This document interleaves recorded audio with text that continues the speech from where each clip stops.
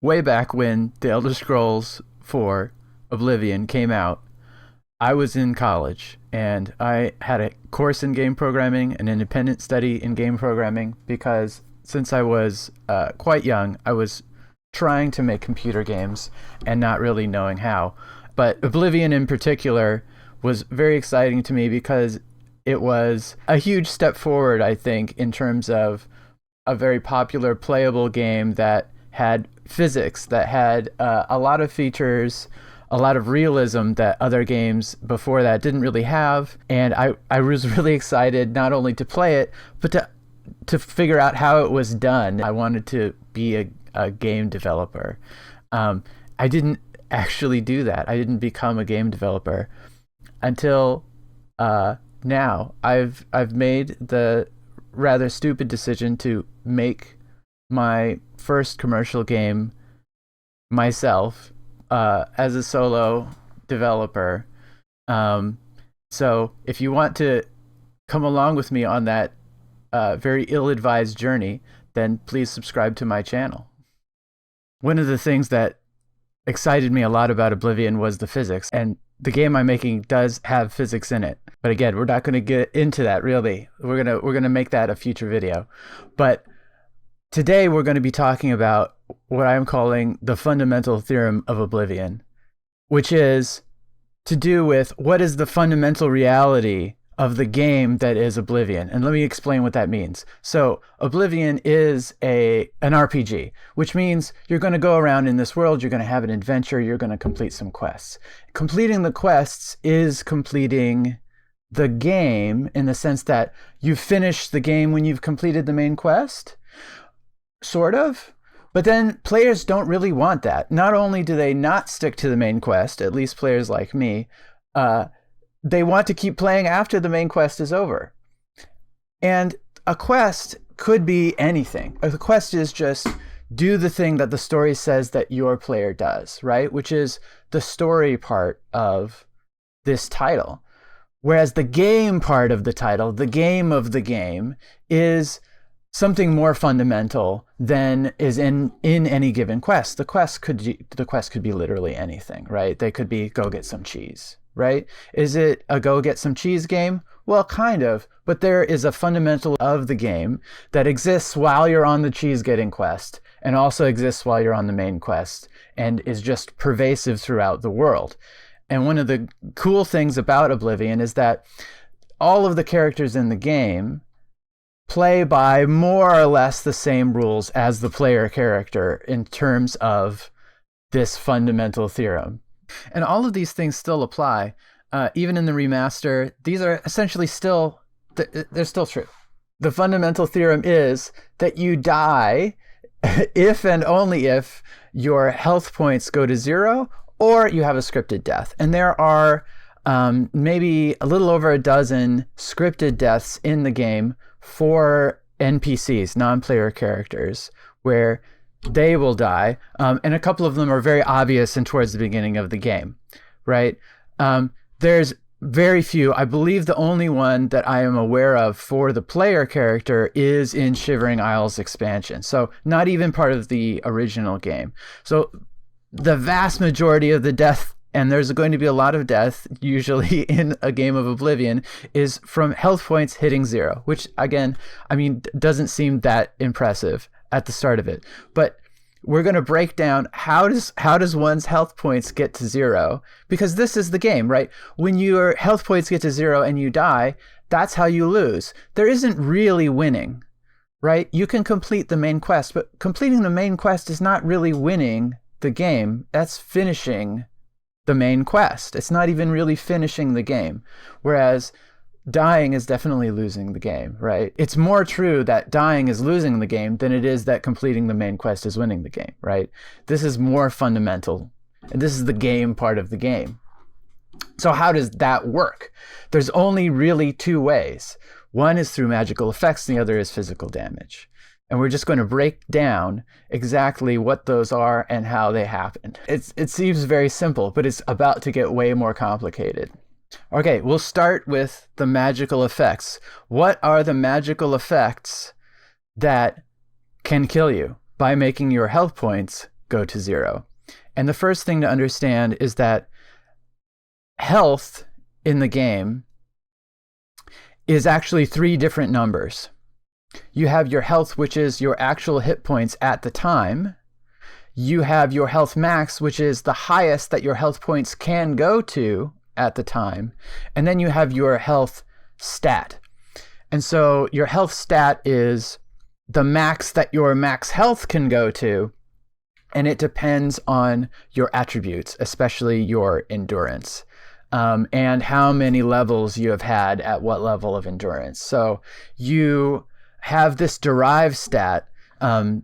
Rather famously, it is beneficial to have, maybe I shouldn't say famously. It's a little nerdy, honestly. You dork. Go back to the chess club. You have this stat on your player called health, which is the result of having had endurance as an attribute in the past. When you level up, your health stat goes up, but how much it goes up by depends on your endurance at the time. So if you're going to build a character, you want to really min-max it, you want your endurance to be high early. The end result is going to be a lower health stat if you swap that endurance later than you otherwise would take it. I digress. Back to the 3 kinds of health, okay? So the reason why I'm breaking them out here is because they are actually subtly affected differently by these different magical effects. The main important one is your health points. And all of these abilities do affect your health points. But they also potentially affect your health stat and your health max. And the reason why this is important is because you may do things to try to bring your health points back up, and then they won't work because they're capped. Okay, so now we're moving to the middle of the graph here where we have drain health. Now a drain is something that happens instantly. If somebody drains your health max instantly goes down, your health points instantly go down. But this is temporary, so the drain only lasts for a certain period of time. That's the magical effect duration. And what happens when the duration is over is that your health max goes back up and your health points go back up at the same time. It effectively heals you. It restores your health points that it took away. So you can see drain health here has an arrow that goes to health points, and it's got another arrow that goes to health max. Damage is different. Damage is cumulative. Damage is gradual. And you can see damage here only goes to health points, not health max.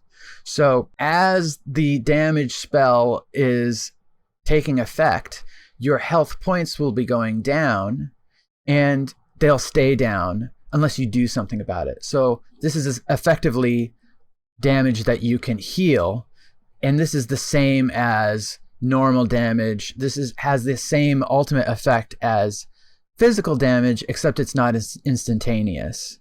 And this also applies to fire and frost and shock. They're essentially the same in that they are damage, which is gradual and cumulative and affects your health points. Now we're moving down to drain endurance and damage endurance, which are the dual of drain health and damage health. But endurance is an attribute, but it's an attribute that determines your health stat. And interestingly, not only does it determine your health stat as it changes when you level up, but draining it or damaging it can also bring your health stat down. And in addition, it has an effect directly on your health points. So it's working very similarly, but subtly different in that it's affecting your health stat rather than your health max, which can also bring your health max down. So only rarely would this matter, right? So you might have like a drain health, and then someone might try to pile drain endurance on top of it. But this additional drain endurance is not going to bring your health max down because it's already down because of the drain health, if that makes sense. The drain is only going to affect the stat. And if the health max is already lower, then it's not going to bring it any lower than it already is. Does that make sense? It's very subtle. One thing that is broken about this, that breaks this rule, is one of the very few things that breaks this rule about how things apply to non-player characters and the player character, is that I think this is just a bug. It's broken. So drain endurance does not work on NPCs. Damage endurance does not work on NPCs. It doesn't do anything. Whereas other kind of drain and damage attribute spells do actually work and are useful. And I've seen hardly anyone use them, but they're actually pretty fun. So I think it's just a major oversight. I think it's just a major oversight for people who are interested in this very niche thing. Yes, I was in the chess club. That this only affects the player. I think it's just genuinely a bug. I don't think this is intentional, but this is like one of the exceptions to the rule. Now we're going to move to the left and talk about absorb. And absorb spells are just combinations of other spells, but what's very confusing about it is that absorb health and absorb endurance aren't parallel to one another. Okay, so absorb health is damage plus restore. Absorb health is going to damage health, whereas absorb endurance does not damage endurance. It drains endurance. So like the relationship between absorb and drain or damage is this is like it's backwards in a hidden way. It's switched. You would think absorb would always be drain or would always be damage, but it depends. If it's absorb health, it's damage. If it's absorb endurance, it's drain. Why is it like this? I don't know. But we also have the dual, which is that when you are absorbing health, you're restoring your health, which is a normal heal. For absorb endurance, it's fortify. So you are increasing your endurance, but for a very short time. So your health stat would potentially go up. Ultimately, absorb endurance as a spell is basically useless because it's just not going to drain the NPC's endurance. It's not going to affect their health points. It can't kill them. Why is it like this? I think it's a bug. Okay. We're going to take a break from magical effects. That was a lot of magical effects. We're going to go over to the physical side. We're going to talk physical damage. These are all the kinds of physical damage that I'm aware of that exists in the game. You've got falling, you've got drowning, you've got the stuff in the plane of Oblivion that looks like lava. Never does the game say what it is, but it looks like lava, so we're going to call it that. There are creature attacks. There are weapons, and weapons are strangely divided up into normal weapons, and then the not normal weapons that I'm going to call abnormal weapons. And then there's reflected damage. So the most important thing to know about physical damage is that armor only protects you from the stuff in this green box here. Armor protects you from creature attacks, from normal weapons, from abnormal weapons, all weapons. It doesn't protect you from falling or drowning or lava or reflected damage.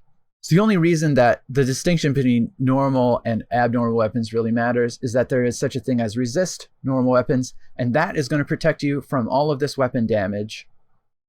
And also fist attacks coming at you from somebody who is a novice to apprentice in hand-to-hand. So again, this is a skill that NPCs have. It's the same as the player has skills. That's again, this is cool, right? This is the same thing. These are the fundamental rules that apply to everybody in the game. But weirdly enough, as soon as somebody gets up beyond the apprentice level in hand-to-hand, resist normal weapons isn't going to work anymore. You're also going to be able to resist physical traps, log spikes, spiky plants with your resist normal weapon spell, even though that doesn't make a whole lot of sense, right? A plant is not a normal weapon. It's not a weapon at all, whereas something that's like a silver dagger doesn't seem that weird, but resist normal weapons will not work. There are also these other abnormal weapons, enchanted weapons. So a weapon could look completely normal. It could be a rusty iron dagger, but if it has any kind of enchantment on it at all, resist normal weapons isn't going to work anymore. Same with Daedric weapons, Dremora weapons, bound weapons, any bow with arrows that are in those categories, enchanted, silver, Daedric, Dremora. Again, fists, journeyman to master level, not going to resist those. There's an ancient Akaviri katana, looks a lot like any other katana. You've got the sharpened / fine steel cutlass, very obscure. And then you have something else, which I think is also a bug, which is that there are 3 clubs in the first dungeon you go through that just look like normal clubs, but they are abnormal weapons. Reflect damage, similarly, will not work on abnormal weapons. And reflect damage resists creature attacks, but resist normal weapons does not. Do you see how ridiculously complex it's gotten already? How can you even remember how all of these things interact? Luckily, this is basically as complex as physical damage gets, but the magical damage is going to get way more complicated. Now we're going back to the world of magic, and we're looking at effect sources. So ultimately, you were worried about our health points going to 0 because there could be elemental effects, fire, frost, shock. There could be damage health. There could be drain health, right? How do those magical effects get on you, right? All of these different ways. So there's what I'm calling magic, which includes spells, powers, enchanted weapons, staves, scrolls, magical traps, right? And we're going to talk about how those things are then resisted. But first, let's go through the rest of the list, right? We have reflected spells. We have abilities. So your ability could have a magical effect from your race, from your birth sign. Poison has magical effects, right? Poison is essentially just a conduit for magical effects. That comes from gas traps, from spittlestick, the plant, not the ingredient. And then also poison ingredients essentially have negative magical effects. Potion ingredients also have magical effects that are more positive. You can have magical effects from vampirism as a disease. Poisoned apple is a very weird case because that is basically a quest item. It is a special ingredient. It's technically not poison, even though it's called poisoned apple. There are enchanted items. So very commonly, you're going to have magical effects on you all the time because you've enchanted your clothing or armor, or more like you've picked up some enchanted clothing or armor, or you have a shield that is enchanted, but its magical effects will only apply to you if you have equipped it and you have also equipped a single-handed item. Let's think for a moment, how do we avoid these magical effect sources? How do we prevent these magical effect sources from applying magical effects to us that we do not want, or reducing their duration, their magnitude, their likelihood?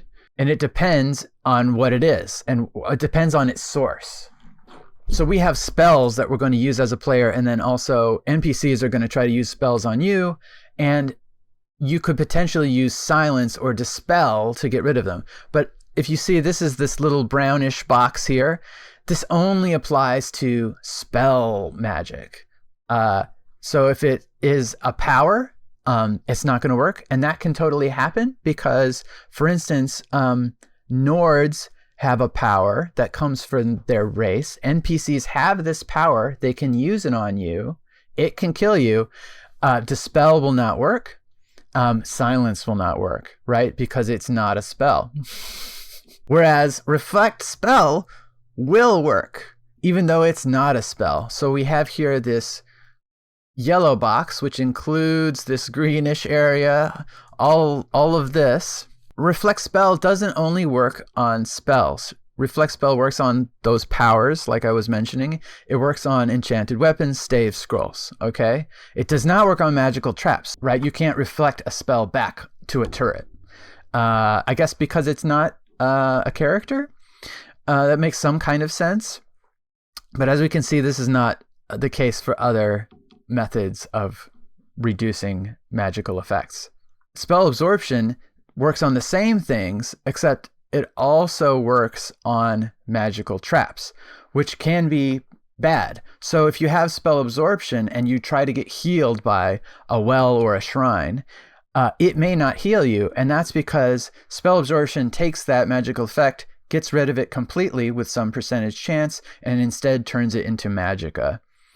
And that's great if the magical turret is trying to hurt you, but it might actually prevent you from healing. So you can see I've made 2 columns here for friendly and unfriendly spells. And this applies here where we are then moving on to resist magic. Resist magic is only unfriendly. So you could think like maybe if we had some helper who was going to try to cast a healing spell on us in the middle of a fight, which would be great. If you use Dispel, Dispel will remove that healing from you. Spell absorption could potentially turn it into magicka instead of healing, because both of those things work on friendly spells, not only unfriendly. Whereas if you have resist magic is going to allow that healing spell to work. It's not going to resist it. It's only going to resist unfriendly sources. And this is also true for reflected magic. And there's one exception here to resist magic, which is only going to resist all of the unfriendly sources. And that is poison. Resist magic works on poison, except paralysis poison and elemental damage poison. Very weird. But we're going to get into this very detailed matrix of different kinds of sources and different kinds of resistance. We have the source of our magical effect on the right, and we have here in slightly blue magic, and then here in the yellow is poison. And then we're going to imagine our effect is moving from the right to the left, and it could either pass straight through some kind of resistance and therefore not be affected by it, or it could be potentially blocked or reduced by a particular kind of resistance. So here, starting with elemental magic, resist magic works on elemental magic, and it reduces its magnitude. I have a little symbol, sun symbol here for magnitude. Whereas if it's paralysis magic, it just makes it shorter. So if it's a 50% resist magic and somebody casts 6 seconds of paralysis, it could be reduced to 3 seconds. All the other magic is reduced in magnitude except silence, which is reduced in duration.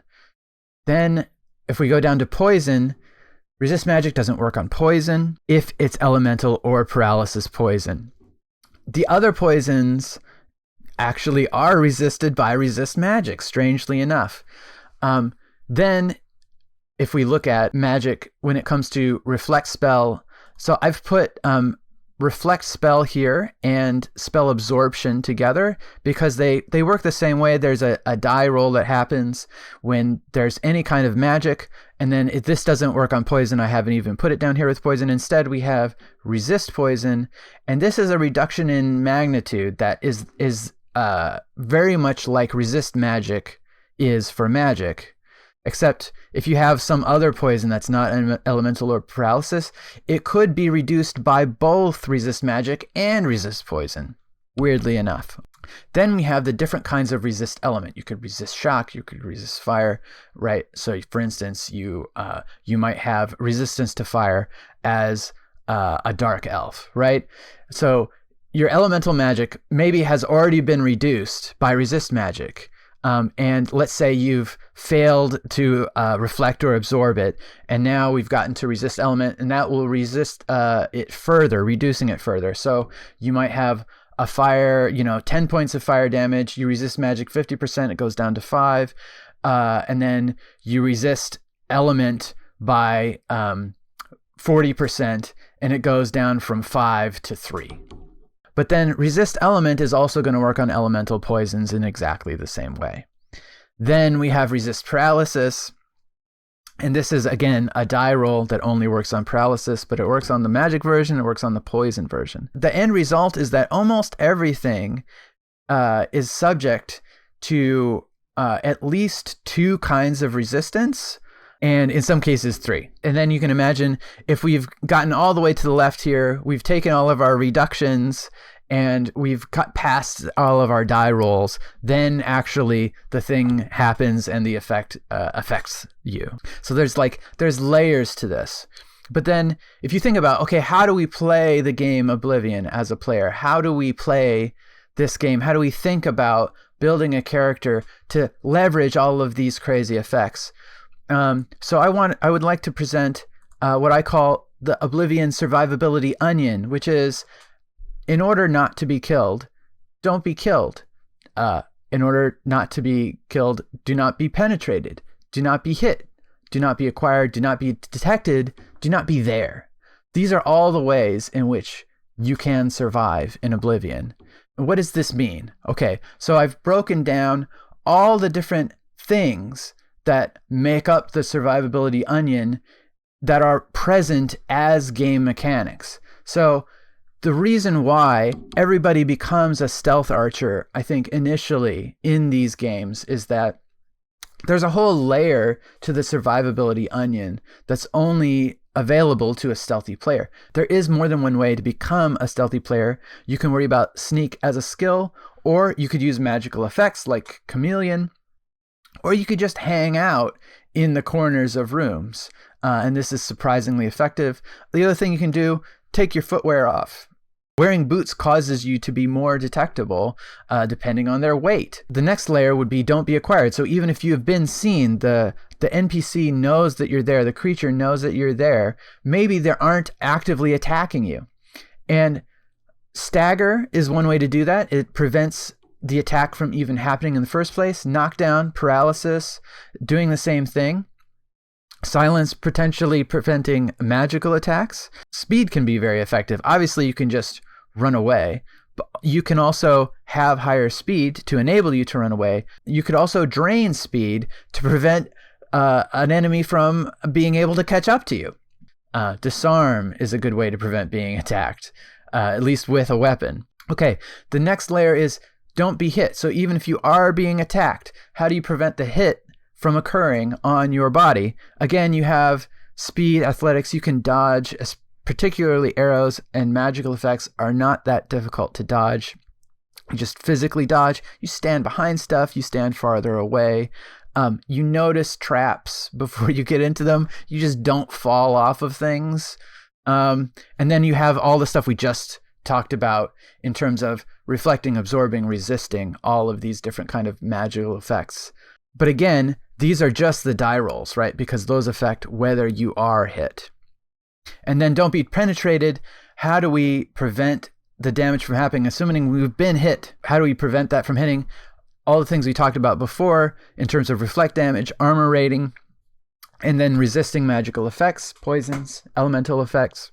And then I've thrown in also block. We didn't really talk about block. I added in a couple of things in blue, which are just max. If you're just playing the game, you wouldn't know that block maxes out at 75 and your armor rating maxes out at 85. There's just no point in putting on more armor once you've gotten to 85.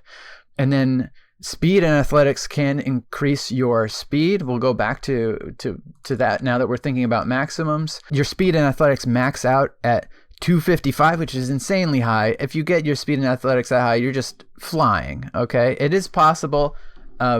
It definitely is possible to make an extremely speedy build if you focus on that, though. And then the last layer is don't be killed, which is all the ways after the magical effect is affecting you to counteract it in some way. So if you have magical effects on you from diseases, from poisons, you can cure them. You can cure paralysis. I don't know how could you say a spell that would cure your own paralysis? You can also use dispel, but of course, it could be that you have a spell that is already affecting you, that is increasing your health, and by dispelling it, you cause yourself to be killed maybe through physical damage. Let's not forget about drowning, and then altars can heal you. I think we all know this. Oh, and of course, the other way to just not be killed is to have lots of health points, have a high endurance, have a high health max, obviously. Why study all of this? Why did I do this? Why make this presentation? Understanding the fundamental mechanics of the world, the game, Oblivion, will give you some insight into potential ways in which you could have more fun in the game. I think maybe, even just hearing this, you might be thinking of different ways that you could combine these mechanics. You could combine different kinds of resistance or equipment, different play strategies to get some replayability out of the game. That's something people are always trying to do with games like Oblivion or Skyrim. They're trying desperately not to become another stealth archer. But understanding the mechanics also goes to explaining why players tend to become stealth archers, and what the developers were thinking about when they kind of put these things together. Some of these seem like they could even be like accidental, but they are really just they add a lot of detail and complexity to the game that isn't really explained in the game. Maybe that adds to the mystique of it a little bit, or maybe it's not good. I don't know. Is this like good game design? Is this bad game design? To add these sort of like quirks and complexities that are just not communicated to the player. Ultimately, I think these are often set dressing to just kind of playing a role that you want to play. There's a kind of tension between adventuring and like these more weird play styles or more min-maxing play styles that you might want to have. And those are all legitimate ways, I think, to play the game.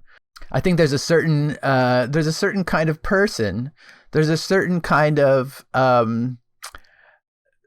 I guess I'm sort of a non-conventional sort of person, so that I've always stayed away from the more conservative side of life. So I like the stuff that is far more, I guess, less mainstream.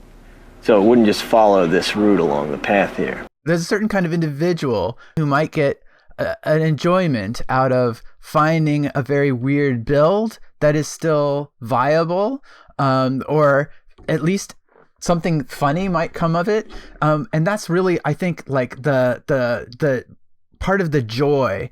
The guy in the trailer for the game is always going to be melee. He's going to have a sword. He's going to have heavy armor on. But there's a certain kind of person who's going to get way more enjoyment out of an unusual build. Even analyzing what builds are possible and would be fun to play, but they would still find enjoyment in it. You dork. Go back to the chess club. If this video gets like 100 likes or something and people want a playthrough, some kind of a weird build in the comments, then I will totally do it. Well, thank you for coming to my TED Talk on the fundamental theorem of Oblivion. Thanks for watching.